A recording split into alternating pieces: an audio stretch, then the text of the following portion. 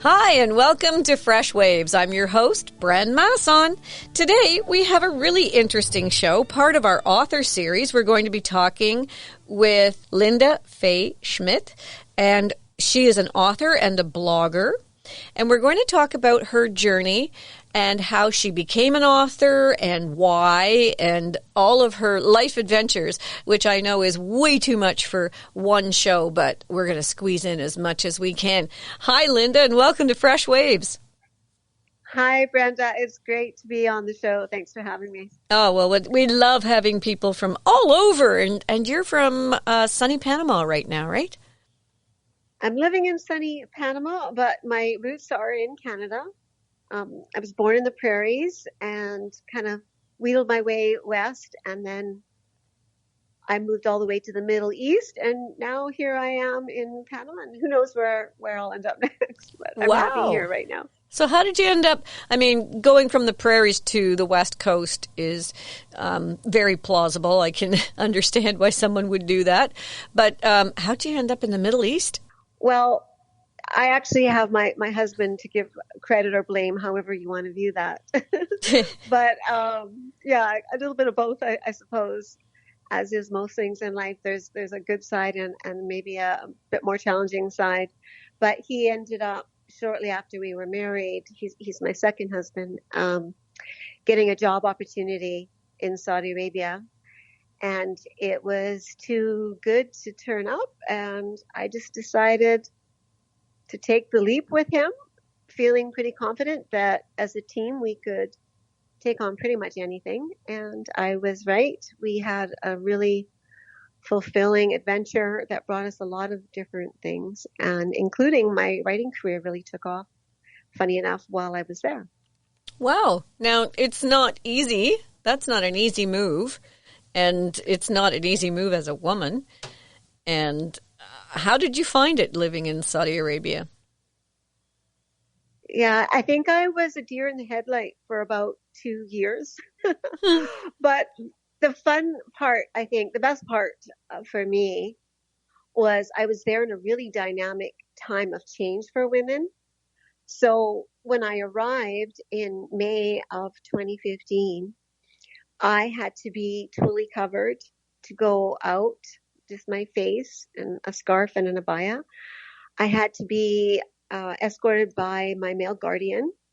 I was not allowed to drive. I had to be in a separate part of a restaurant from singles versus families. Women weren't working. It was all a sea of men and a sea of black for the women. And over the 7 years, the transformation was pretty much phenomenal.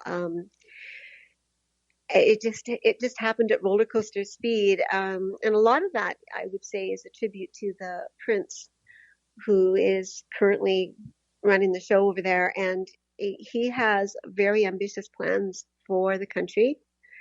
And part of that, recognizing that they need to get a little more modern, I think, in their approach towards gender equality. And so by the time I left, I was allowed to drive. I was allowed to be on my own. Families and singles could mix. There were concerts, entertainment going on that hadn't been there. And, I didn't have to have an abaya on. I wouldn't dress quite as freely as I do normally, as far as, bare arms and things like that, because it is a Muslim culture. And for me, I felt that it was important to be respectful of that where I was. I'm in their country. But we lived on a compound, and when you were on the compound, you could pretty much get away with anything you would do back home in Canada. So I learned so much about the culture, and I broke down so many stereotypes I had. I always thought of myself as a very open-minded person, and I still do, but I realized that I had a lot of stories about what it was like there. And turns out there are people just like us who have families and goals and dreams, and they just have a lot different culture and ways of going about that. But underneath, they're human beings. Mm-hmm. We're all tied. So it was a great experience. I have no regrets at all. Well, it was a really fascinating time for you to be there. I remember a lot of news coverage when things first started happening. Did you ever feel unsafe? I wouldn't say unsafe, and in some respects, I felt safer than in some areas in Canada, just because there was such a regard for keeping women safe. Hmm. Um, but, and I guess I never went out alone. There was circumstances that made me feel, I felt very safe on our compound, but it was kind of a weird safe because, the first time I drove up in the dark from the airport, it's kind of um, a bit strange to your sensations to being from Canada to drive up to a guarded compound that has men with machine guns and spiral electrical wire fencing and like a moat around it. And so in Wow. that way, it was like, well, nobody's getting in here. So unless my neighbor's a creep, you know.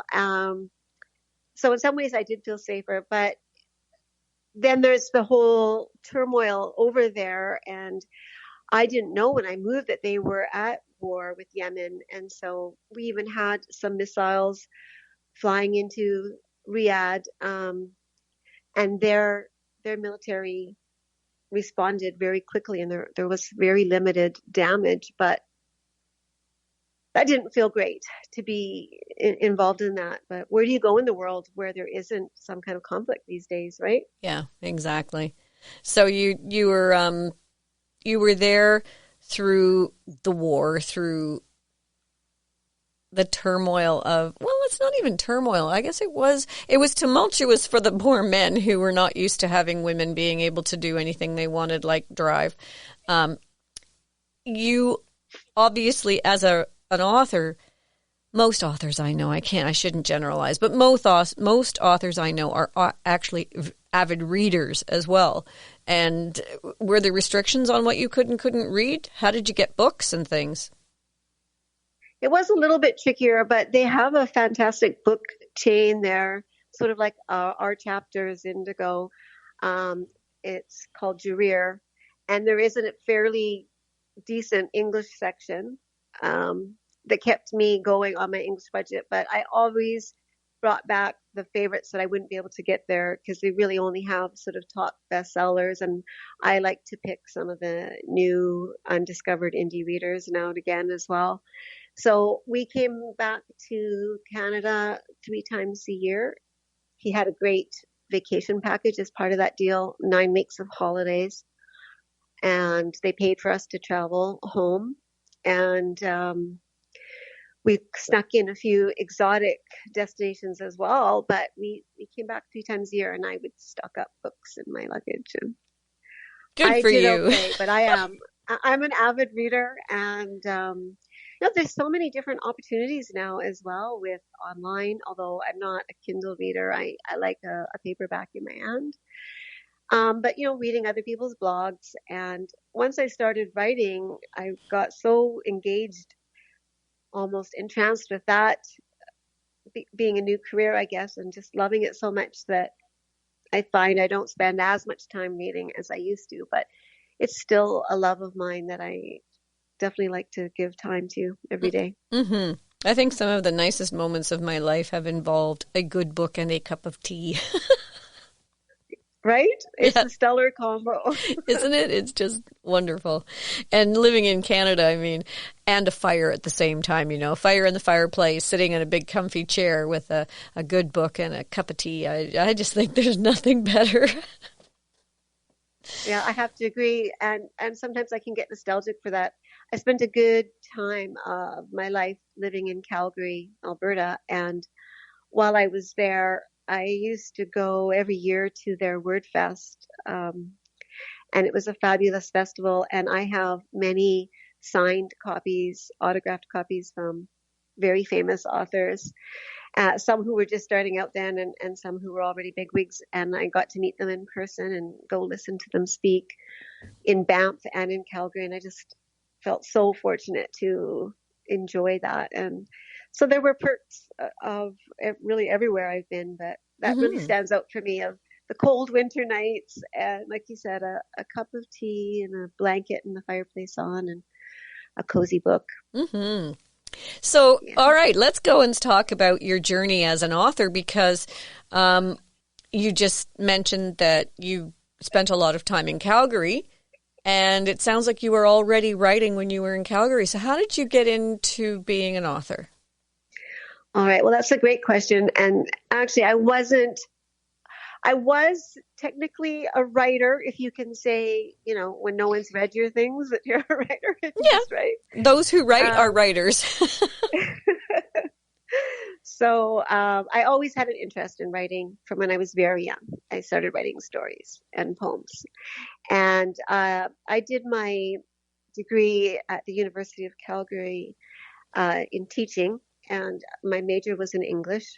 So I did reading and language, and I took a lot of English courses, electives as well as part of my studies. And I always enjoyed writing. I enjoyed my English classes. I enjoyed essay writing. And I always felt like I had a story in me. But I think most people do have a story in you, but getting it to paper and that opportunity doesn't always come along for everyone.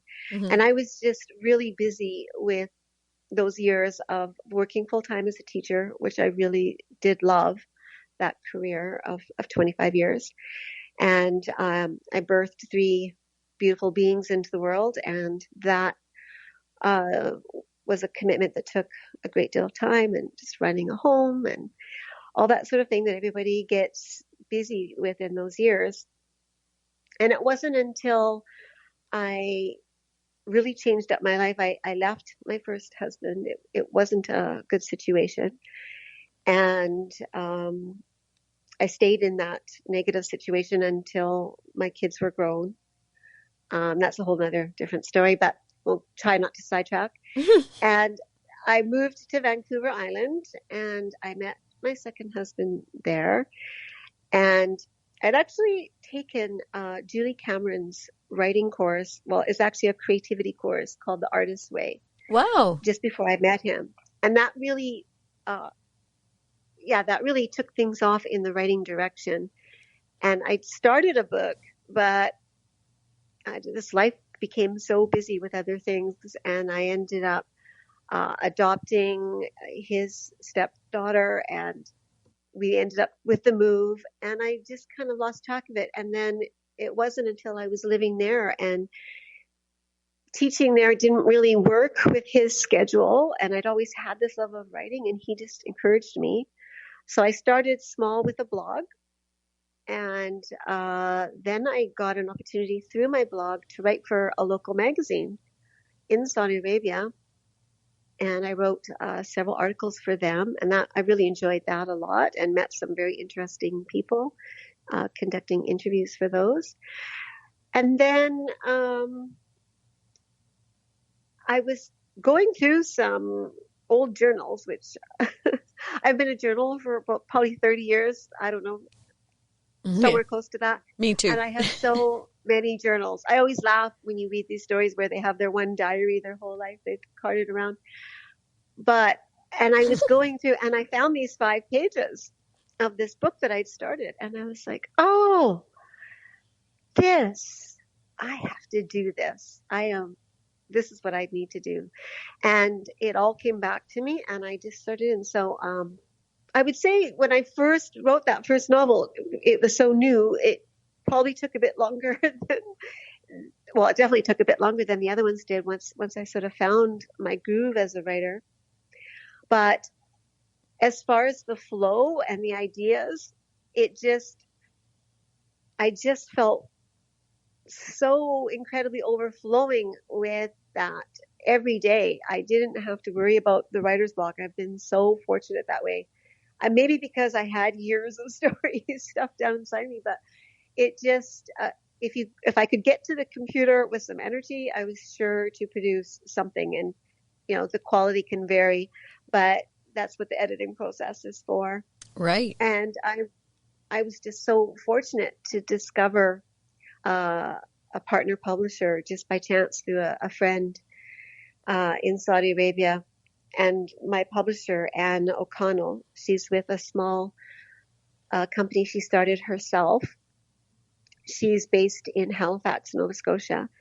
And there I was in Saudi Arabia working with a publisher in Nova Scotia. Wow. And it does make it a working with small her. world, doesn't it? It so does. It just shrinks it right down. And she's just an absolutely lovely woman. I call her my friend as well as my publisher, and I really respect her.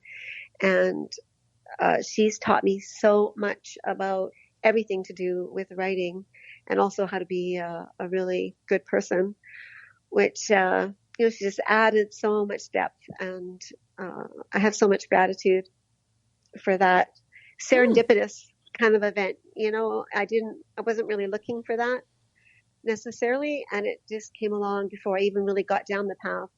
I've heard of so many authors struggling with that. Okay, I've written this, and how do I get it out? Yeah. And it just was a beautiful process of learning she really mentored me into discovering, and she suggested all kinds of different reading for me to guide my process. And I devoured all kinds of things, including one of my favorites, which is Stephen King's book called On Writing. And there's all sorts of great little nuggets of wisdom in there. And since then, I've actually written 3 novels and a guided journal, and I'm working on my 4th novel right now. Wow. Well, it's a good thing you found that old journal with the 5 pages that got you started on this adventure. That sounds like a really neat thing. Melissa Gilbert said she has a great book about writing as well. And I quite honestly was not thrilled with Eat, Pray, Love. I know the rest of the world really loved it. It wasn't one of my favorites. But I loved her book about writing, which is kind of funny when you think about it. But one of the things that she said that I absolutely adore is the fact that if you're a person who can write things down, and not everybody can, that's why we kind of covet the authors that we love, So she said that if you can write things down, ideas will come to you. And you just jot them down, and when you jot them down, they're yours. If you don't jot them down or do anything with them, they have wings, and they just fly and become someone else's idea. Isn't that nice? It's an interesting perspective. Yeah, it's very interesting. And I do resonate with the whole idea of manifestation. And who can say they haven't done this, where they've had an idea of something that would be cool if it was invented, and a year later, there it is on the shelf, and you're like, what? Yeah, that was my idea. Well, it was your idea, but you let it go. Exactly. And that can happen with writing. There's only so many different things you can cover, and you can find parallels, and you're influenced by the people that you love to read. And so, it's all a little bit mucky, this experience of being a human being. And I think that's part of what I just love about writing, is it gives me the opportunity to really explore all of my curiosity around that. Mm-hmm. And it's also nice for the reader, because the fact that life is mucky, and they say we only have the same 5 stories just told in different ways. Once we are reading about someone else's muckiness, whether it's sad and heartfelt or whether it's absolutely crack-a-gut funny like a Jennifer Crusie book, you can relate to them, and your messiness doesn't seem so messy anymore. And you feel like you can get over it because you know what? Those characters did. And maybe they came from someone's imagination, but maybe they also came from someone's frame of reference, and they're just not telling you their name. I feel like all of the artistic productions in the world really are vehicles for this feeling connected as human beings to one another. And like you say, for you as a reader, you're feeling this experience isn't just me, and maybe it gives you hope, and maybe it gives you strength, or whatever it does for you, or even just a feeling of being witnessed. And then vice versa too, as an author, when I get feedback like that from readers, it really lights my soul up to hear that I gave someone that bit of peace to their life, Mm-hmm. It's a super huge gift. It is a gift. It is a gift for sure.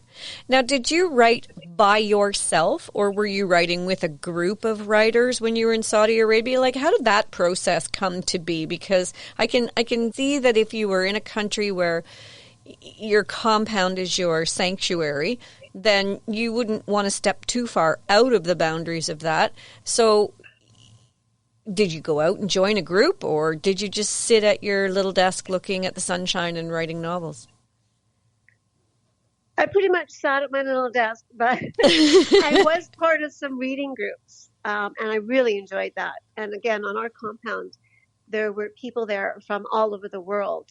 Oh, neat. So in my reading groups, I got to hear perspectives from, it was all women, aged anywhere from 30 to 60, and from Australia, South Africa, UK, Poland, Germany. Wow.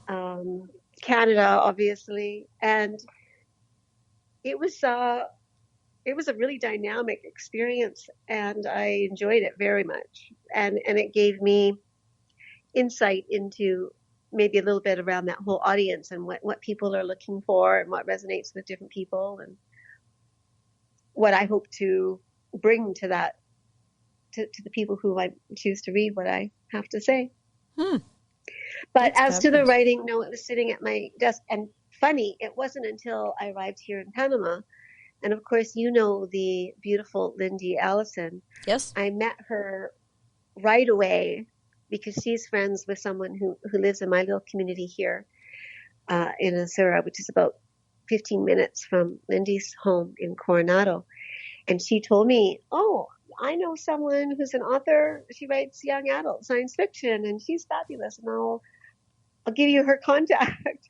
And I reached out and Lindy, being as delightful and inviting and welcoming as she is, just took me under her wing right away. And I got involved in her writers group, which I attend every month. And as I absolutely can't for some reason. And then she started up another writing support group in December and asked me if I'd like to be a part of that. And I eagerly said yes. And so now I have 2 writing groups a month and it's just added another layer of support and networking and ideas and so many things that have really helped me to hone my craft to the point that when I pick up my first book, I'm like, oh my, oh, look what I didn't know here, and it's good to see the growth, but yeah. Yeah, well, it's that shitty first draft. And, the thing is, though, I always look at the first raw writing that I did. I never throw it out because I look back at it and think, wow, look where this has come from this. I mean, yeah. I'm an expressive arts practitioner, so I'll often just look at something and start writing if I can't think of anything to write about. And I remember one day sitting on the beach at the cottage, and I was looking at this reed blowing in the wind. It's just kind of tossing around. And I started writing about the reed, and by the end of it was about an encounter that I had at the grocery store the week before that was really quite heart-wrenching. And I look back at it now, and I love the fact that it started with the reed at the beach. Yeah, sometimes your muse can be generated from ways you don't expect, right? Mm-hmm. Mm-hmm.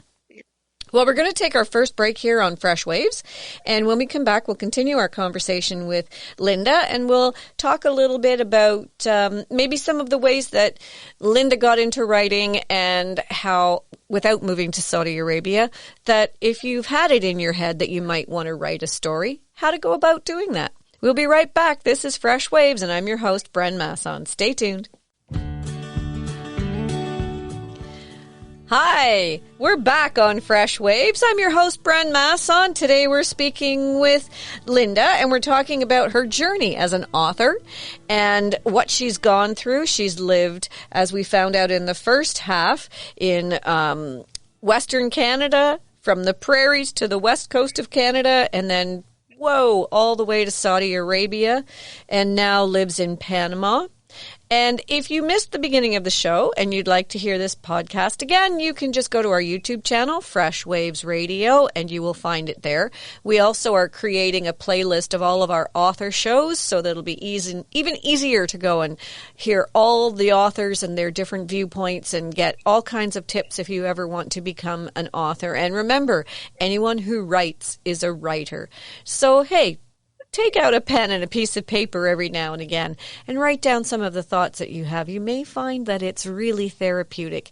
It's not that you have to be a therapist to do a writing group, but boy, the writing can be therapeutic. So we'll talk a little bit now about the community that it seems that you were building with your writing groups and the community that Lynda has created in Panama with mostly expats, because you are speaking English and you are writing in English. And that's a really cool thing, isn't it, to have that in common, to be able to share your stories and to learn from each other. It really is a gift. And I think it would be a gift anywhere you went, but even more so here because it is a Spanish-speaking community. And much as I'm committed to learning Spanish and I am taking Spanish lessons and working hard at that, I find it quite difficult to learn a second language, and it would really be challenging to write in a second language and to communicate anything with any more depth than, what's the cost of this, and I'm allergic to that, and sort of the everyday Spanish that I've started to be able to use. So it's this place where I can go and feel supported in my goals as a writer, but just also as an expat living in a foreign country. And again, like I was saying with Saudi Arabia and that group on the compound, it's a really interesting group. Different people attend both groups that I go to. And Lynda just has a fabulous setup there at Tranquilo Retreat, which I know you stayed at when you were here, that just really seems to open the door to walk through into that creative haven. And she does it in a way where I think most people feel really safe to be vulnerable because, in the critiquing, we don't rip people apart. We find something that they did well and we celebrate that and explain why. And it becomes a really positive thing. And I found that as a teacher, I really liked to approach a child's learning from a strength-based perspective because I just saw how the more you built them up in a real way of what their real talents were, the more those strengths built, and then the more they were able to sort of carry that confidence into the areas that didn't come as easy. So I feel the same way about this experience of when I come home after being in the writing groups, either one of them, I'm just on fire with ideas. I can hardly get one written down before the next is bursting to get out. And it's such a great feeling. But I also feel all those warm and fuzzy feelings of the connections with the other authors and people. I'd like to hear their stories and their points of view. And as you were saying in the intro, if you like to write, you're a writer. And so some people in the group haven't published anything, and they don't want to. No. And some of them are considering they might down the road. And one of the ladies in our group is a songwriter, and she's a performer here and really talented musician. So, it can really manifest in different ways as your individual unique self draws you to it. And I like what you said of it can be something that's just for you, personal and a therapy, but it can also be sort of a hobby, a way of looking at the world and really observing it, listening more carefully, and trying to catch that certain style of speaking of different people in your writing. So there's so many benefits. I would have to say my first novel, without any question, it's called The Healing, and it absolutely was The Healing. And I believe I needed to give myself voice for that before I could really fully engage and really become the aspects that healing journey brought out for me. Yeah. Yep. So yeah, I just see every day from these experiences, connecting with other writers, that there's a lot of different ways to do this, and it really, as we were talking off record, gives me encouragement to know that, if I read an article on Readsy about what I need to do to market a book, but it doesn't resonate with my values or my skill set or whatever is going on for me, that's okay, because there's going to be another article with another way that will Exactly. suit. Yeah. And it's all about doing that filtering and trusting in yourself. And that's the process that's kind of a metaphor for almost everything you do in this world. If it isn't working for you, and if it doesn't resonate with you, be strong enough to leave it and go to something else. And I tell that to my kids when they're going for job interviews, or if they're working at a place that it's really sucking their joy. I'll say to them, hey, this is your life. If it's not working for you, find something else. Don't hang your hat on a peg and expect it to stay there forever, because the wind does come along and blow it away. Great advice. And I love that the advice isn't, this is how you need to live your life. No. It's, this is how I encourage you to find out how you want to live your life. Yeah. And it's a really different perspective, isn't it? Yeah, and you know what? You find out from these writing groups, I find, for myself anyway, because I don't want to speak for everybody else, but when people are pointing out what really works for them, and there's this aspect of the story that you've written or the piece that you've written that nobody mentions. And then you go to another workshop and you do the same thing, and they say all these wonderful things, and that's not one of them. And you think, oh, okay, so maybe that's not working for everybody else, and maybe I need to change that. But it's a lovely way to come across the things that probably could be worked on, if you know what I mean, because you're getting the strength of everything else in the piece brought to you, and that's a wonderful place to be. Absolutely. And I think similarly, when you're in a reading group, you get to see firsthand how subjective the whole thing really is. Mm-hmm. And often, someone in the group is loving this particular book that everyone's examining together, and someone else doesn't, and everything in between. Or it could be a certain part of the book that, you thought was so well done, and someone else is like, oh, I hate it when they do that. And, so it's like art in a museum. We're not all drawn to the same thing. Yep, exactly. And it doesn't make it right or wrong. And that's why I do think there is space for all of us to have our voice and have it appreciated. And we don't need to be crushed and throw ourselves over the cliff when someone doesn't like what we do, because you can't please everyone, and you shouldn't. No, if you you're shouldn't. Pleasing everyone, you're probably not being authentic. Yeah, you're absolutely right. So tell us about your books. What are they about? What do you write about? What do you like to write about? Well, I don't write to genre.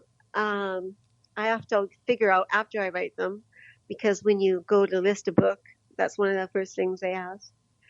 So they're different that way. But I would say the tying piece is really along the lines of what we've been talking about. Is I'm really curious about the psychological aspect and the spiritual journey of human beings, and how that can manifest in different ways.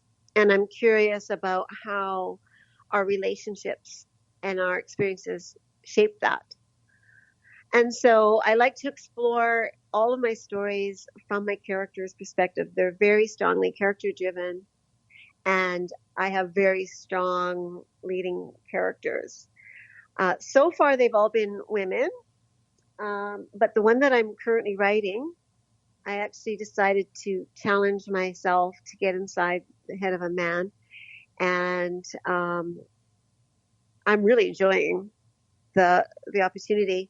And again, sort of like the Saudi Arabia versus Canada, I'm realizing that, at least from my perspective as a writer, they have more things in common writing it from a man than a woman than you would think, Mm-hmm. because they're still dealing with the same set of inputs, right? Yep. And they're still trying to manage the same challenges and achieve the same goals in a lot of times, not 100%, but you're probably going to find as much variance from one man to another as when you switch the genders. And some people don't even really resonate with their gender identity. So it's a nice way to broaden yourself and just really open yourself to realizing those narrow stereotypes of ourselves can be limiting. And I like to be really open in my approach when I meet someone new, and try not to pigeonhole them by anything except what they choose to share with me about who they are. Mm-hmm. So that's what I try to do with my stories. I want to put a story out there that has some themes and messages that resonate with me, to hopefully reach an audience where it helps them to make sense of their own journey, and it brings them a sense of what we were talking about earlier, of feeling witnessed, feeling understood, seeing a way of doing it, feeling hopeful. And I really love the storytelling format. I feel for me, it's much more powerful than a self-help how-to nonfiction, although I read those as well. And maybe really the most effective thing for me in all aspects of life is that big mix mash bowl of lots of different ways of doing it, because they all have their piece to bring to the table. And then the first two books that I wrote, well, I'll start actually. So the first book I wrote, as I said, was called The Healing. And that was a book strongly based on real life, but fictional.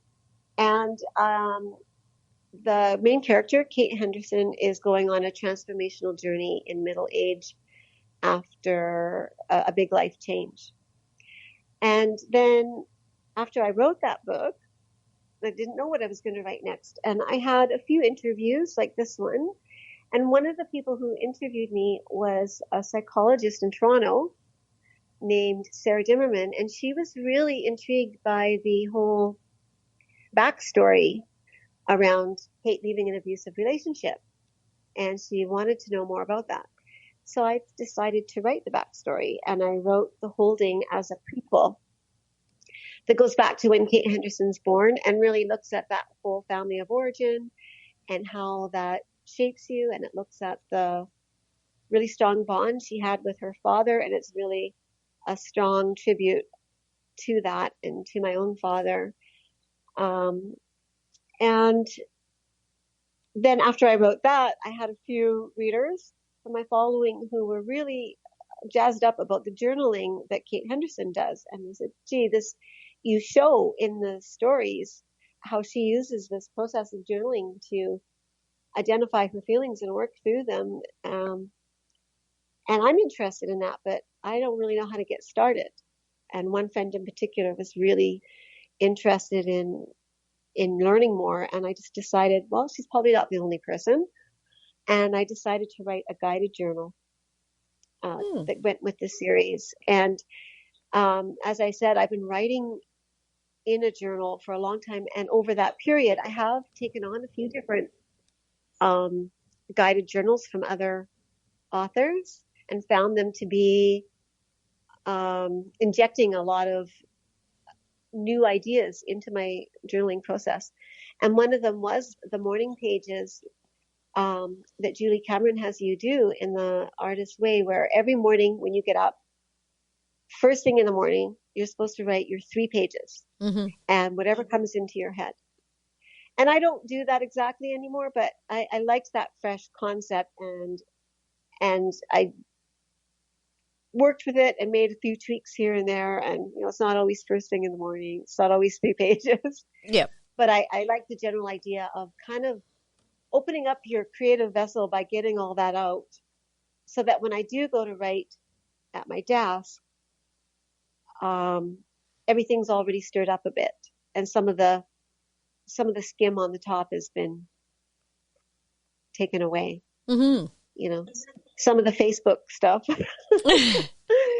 has been skimmed off, and And then the third novel that I just came out in April is called The Rogue Scorpion. And this took off in a fairly different direction. It's a young woman. She is an artist, and she's on a spiritual quest to find meaning in her life. And she's finding it difficult to get started as an artist, to be accepted and to be taken seriously. And she's also a big adventurer, and she travels to Thailand, and she has some experiences there, and some super challenging events happen there. And she has some family hardship come up, and she comes back to Canada. She goes on a lot of different explorations, and she actually ends up in Panama. And I had lots of great fodder for that from my journeys here and my experiences here. And it was really fun writing that. I have a friend here who's Colombian, and she took on the editing of the Spanish sections for me. And so there just were a lot of little nuances like that. And I would say actually one of the biggest things, I can't believe I'm waiting till now to bring this up, but when I decided to write as my character being an artist, I thought, well, it would be so cool to collaborate with an artist and have her do, instead of doing as Kate Henderson wrote in a journal, and that's what I do, have her do sketches in a sketchbook journal as her healing process. And I can't draw. I say can't. I never learned how to draw well. And so I ended up reaching out to a woman that I met when I lived in Saudi Arabia, who is now living in the UK. And she agreed to do this with me. And I really feel it adds a really rich quality to the novel. So she did sketchbook pencil drawings for each chapter. So there's 15. Yeah, there's 15 drawings at the beginning of each chapter. And they work really well in that we worked together, and I told her what was coming up in each chapter and some of the things that Isabella was struggling with. And so she chose what one kind of resonated for her, and we did a bit of back and forth, but she pretty much nailed it right away. And I just feel they're really impacting emotionally. And they also do a little bit of that foreshadowing of what's coming up to give the reader a sense of curiosity. Oh, I wonder how this is going to relate to the story. And then my cover designer, David Edelstein, he chose with me one of the chapter sketches to kind of transform a little bit and make some tweaks to create the cover. So there were a lot of moving parts there, and lots of things could have gone wrong, I suppose, but I'm absolutely thrilled and full of gratitude of how it came together and what this story, and I don't know if you know this, but Lindy Allison was an advanced reader for me. And I quoted her on the back of the book because it's just so beautiful. She says, Lynda Faye-Schmitt's exquisite story of Isabella's healing journey to become her authentic self and love genuinely will change your life. Wow, isn't that nice? So, right? And you know that Lindy is authentic. She's not writing that just to get brownie points with you. She's writing that because she really feels that way. No, and she didn't need to, because she knows she's already given me the entire brownie and back and forth. It's like mutual admiration. So yeah, that's terrific. Yeah. That's so nice. Stuff like that really feels good. And, would I like it if it was a New York best-selling selection? Of course. Everyone who has dreams in their field longs for that recognition and also just for that magnitude of impact. But at the end of the day, like we were saying before, just writing it, accomplishing that really felt significant in its own. And having a few people come along like Lindy and others say that they got something meaningful out of it and it added to their experience. That's terrific. And that's powerful. Yeah. Now, in your writing experience, you were saying that, you met Anne O'Connell, or if you met her or just online, whatever, you found her through connections with other people. So someone suggested that you give her a call. What is the difference you find between this hybrid publishing and self-publishing? Because it seems like it's a third ingredient. People say, oh, you either self-publish or you go with a major publisher, and Simon Schuster is your new best friend. So what is this in-between thing that seems to be this hybrid publishing? So that's a great question, and I think it is a little bit undefined because it's quite new on the scene. Mm-hmm. Hybrid publishing, I think, used to be referred to, and maybe sometimes still is, as vanity publishing, and it did tend to attract some people, unfortunately, as just about anything on the planet can, of, let's say, less than high moral standard, who weren't really qualified or weren't really looking to support you and just wanted to charge you to say they would get your book out, and then they weren't actually going to do that for you. But hybrid publishing as a model does exist, and I would say my publisher, OC Publishing, is probably one of the best standards in that field. She has a background in marketing and in public relations.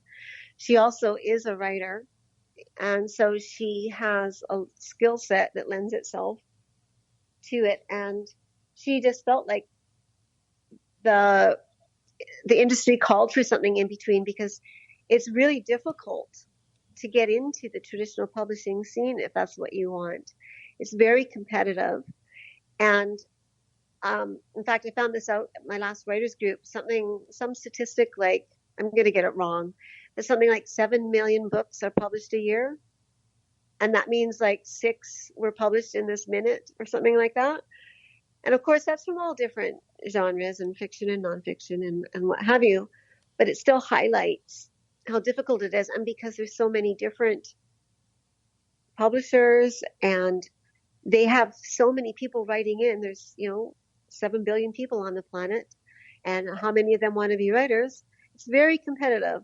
And some people like myself don't feel inclined to the self-publishing route, because for me personally, I didn't feel like I really had that skill set, and I didn't feel like learning how to do a layout for a book, how to do covers, how to upload to Amazon, how to get ISBN numbers. Well, I can honestly tell you that from a lot of the self-publishing that I have seen, they don't know how to do it either.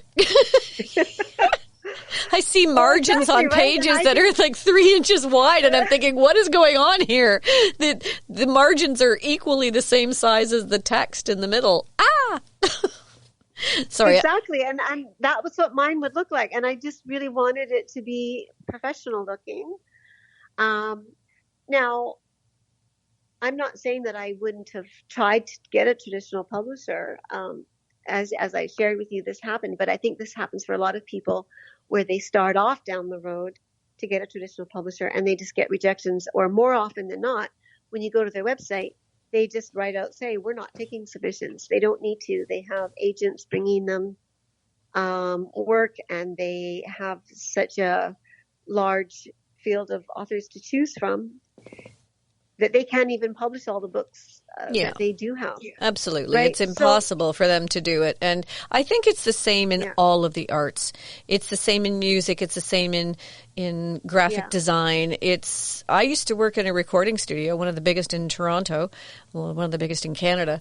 And I have seen young engineers, sound engineers, right out of Fanshawe come into the studio and deliver their resume and sit and talk to the engineers. And then as soon as they leave, they roll up the resume and use it as a hockey puck in the hall.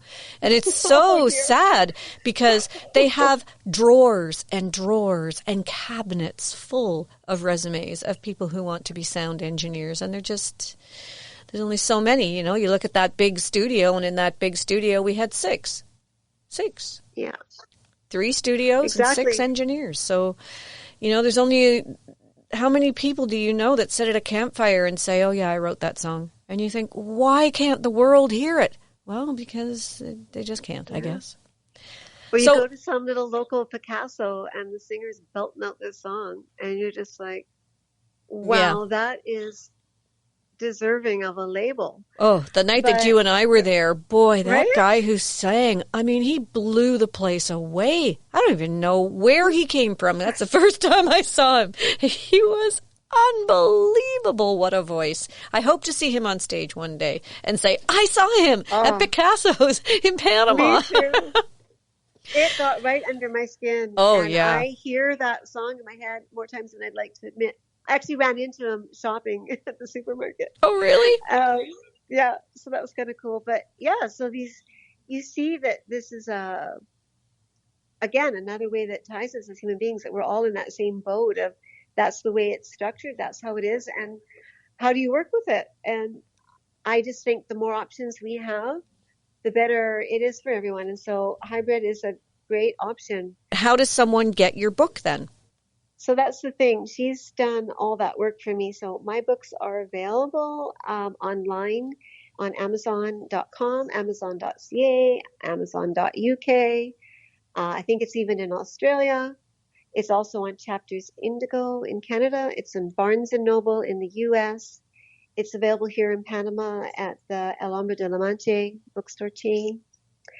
On my website, when you go there, I have a My Books page with links to all of those. Isn't that cool? And I didn't need to arrange any of that now, as part of my hybrid publishing. When someone's looking at self-publishing then, because we've done a couple of shows about self-publishing and stuff, when someone's looking at that as an option of self-publishing, is this more expensive of an option? Are you paying for all of that to be done for you? It's a little bit more, but not a lot, because when you're self-publishing, you still have those same costs of your book cover. You can take off the labor costs because you're doing it yourself, but there's still your template and your software and all that sort of thing that you have to pay for. Mm-hmm. Your cover design, if you want an artist, which I've chosen for my books, you have to pay that. Now, I did have an extra cost of, yes, those fees weren't free, but they were really quite reasonable when, again, you start looking at the publishing house is going to charge you something, Amazon's going to charge you something as a self-publisher. So it's true. It's a reasonable cost. And you get way more publicity than a person could on their own. I mean, you'd have to be really savvy to get your book into all of the places you just mentioned if you were self-publishing. Yes, and I'm not her. I've met some fabulously savvy self-publishers here that just knock your socks off with their ability to take on all those different moving parts. But for me, it's just not a skill set that I have or am I interested in learning. I'm more interested in working on my writing craft. And that doesn't mean that I don't do any marketing. I think most authors do, even well-known, although they probably pay someone to do it for them, the ones who are making more money at it. But the marketing aspect is a part of the gig. Mm-hmm. And I actually enjoy writing some authentic, hopefully well-written content. I don't just slap together the first thing that comes into my head. I try to write something that deserves to be associated with an author in my social media posts. And I have a brand, and I use the Canva template to give me some brand looks in terms of colors and fonts and stuff. And it's kind of fun. It's artistic. It's creative. Mm-hmm. Well, I'm really happy that you could join us today. As usual, we've run out of time on Fresh Waves. We just get going on a subject and we could talk for hours, but we will have you back on again, and we will talk more about your continued journey and perhaps a little bit about living in Panama, and maybe we'll do you and Lynda together to talk about building community as writers. I think what you were saying about the fact that you get together with these women that are from all over.